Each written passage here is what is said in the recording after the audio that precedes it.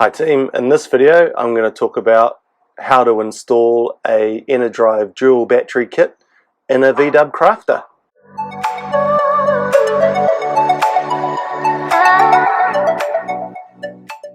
So I've been waiting to install this dual battery kit for a while, and the main reason is I wanted to find a video where someone else had done it so I could see how they did it in a 2018 model VW Crafter. But I haven't found one, and so I've just bit the bullet and started taking things apart. So I thought I'd show you how I am going to install it. I'm sort of halfway through at the moment and I think I can see the end. So yeah, let's have a look. So first things first, I'm installing this dual battery kit to hook the starter battery up to the house battery that I've got for all the 12 volt, all the electrics and the leisure stuff in the van. So I'm hooking the dual battery kit up to that starter battery via a DC to DC charger to the battery that we've got. Now I'll show you quickly the electrical setup, but I am going to do a more in-depth video on the whole electrical setup when we're finished. But here it is. So we've got the DC to DC charger here. It's currently got some solar running through it, 3.5 amps. It's a pretty overcast day and wintry day here, so not much is running through it. But I've got some cables here which are terminated, ready to hook up to the DC to DC charger once we're done down that end of the van. But these cables run through the wall, through here, and they'll run in the little bit of bulkhead that I'm going to create here to hold the bed in. And they run all the way along and down the B-pillar as I step over stuff to this monstrosity. This is where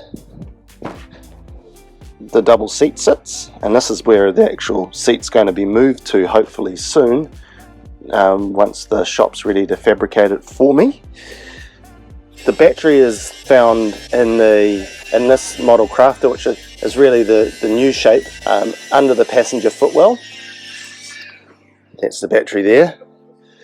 And there's a whole lot of stuff going on in that battery box, which makes it a little bit harder to install the dual battery kit. So this model Crafter has a smart alternator, so you need to have a voltage sensitive relay to allow for the battery to be charged in the back. Basically at a certain voltage it kicks in and starts feeding power to the back battery. Otherwise all you'll do is you'll just keep draining your starter battery, because it'll just drain all the time even when it gets really low. So that relay looks like this. Real simple. I haven't got it mounted in there just yet, but I've just sort of started to terminate some cables and get them all connected up along with some fusing. This particular gauge wire, it's a 6 gauge, can go up to sort of 60 amps. I am cheating a little bit, I've got a 50 amp fuse. The charger itself will only run at 40 amps. Well, I'll run it at 40 amps. So we shouldn't overpower anything here too much. But the reason why I fused it, well, not the reason why, but you do want to fuse the battery itself. So what I've found in this battery box is actually a positive feed bus bar that is fused, which is down here. You can see down there, and there is a spot on here, which is right here, that's free, which I'll use it, but it has a 150 amp fuse in it, which is too high for these cables. So we'll put another fuse in between so that we don't have any fires, I guess. Now the other tricky bit to figure out was where to attach the negative cable, or the negative feed for this dual battery setup.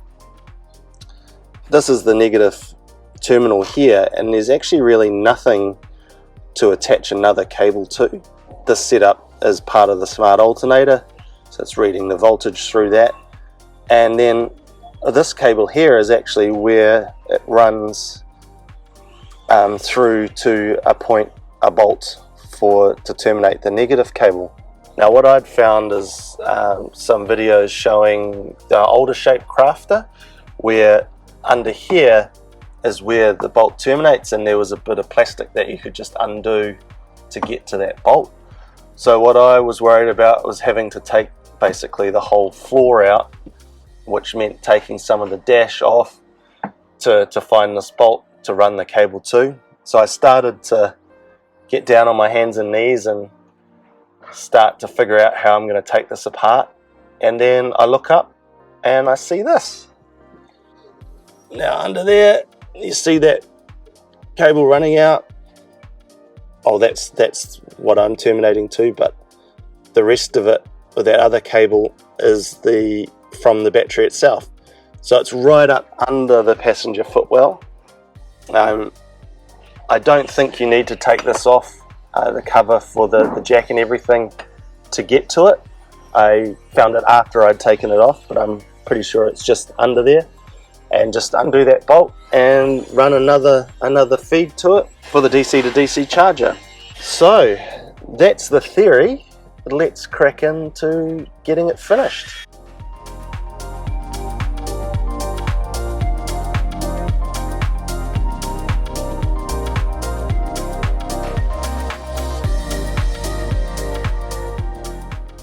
So last but not least, I've got to attach the negative wire for the relay, or the grounding wire. Now there is a factory ground point for the fuse box right here, which is handy, and so I'm just going to put a lug on the end of that and connect it up, and then we've just got to go about putting the battery box back together and then testing it. And one other problem that I have is that the battery is actually flat because I hadn't started it in probably 4 weeks. So I think I'm just gonna wing it and hopefully the relay works.